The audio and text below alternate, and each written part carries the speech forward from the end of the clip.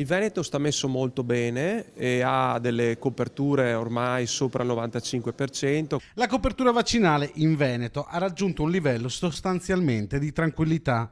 Dopo il periodo 2008-2012, in cui si è temuto per un abbassamento del livello, ora la situazione, grazie anche all'alta informatizzazione del servizio regionale, è tornata dentro parametri più sicuri.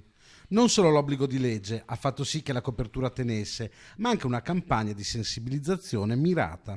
Se si vuole che le coperture in Italia tengano, è fondamentale che la gente si vaccini perché crede nelle vaccinazioni, per cui la legge può avere degli effetti immediati, ma se vogliamo che le vaccinazioni tengano dobbiamo dare una corretta informazione. Questo noi lo abbiamo fatto come Società Italiana di Igiene anche con il nostro sito Vaccinarsi. Se ne è parlato a Padova all'interno di un convegno sulla prevenzione. Screening e corretti stili di vita possono salvare molte vite.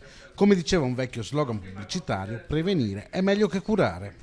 Proprio lavorare sulla qualità della comunicazione rispetto a questi, ai cittadini tutti, perché la prevenzione si fa sul cittadino, lavorare quindi sulla qualità della comunicazione, sulle abilità comunicative credo sia fondamentale. Riuscire inoltre ad intervenire sui malati cronici, alla sanità in genere, permetterebbe di sfruttare meglio le risorse disponibili. L'80% delle risorse che abbiamo a disposizione in sanità sono praticamente utilizzate per il 20% della popolazione, quindi riuscire ad intervenire sulla cronicità ed evitare appunto questa patologia in queste persone può voler dire anche liberare risorse da utilizzare in salute.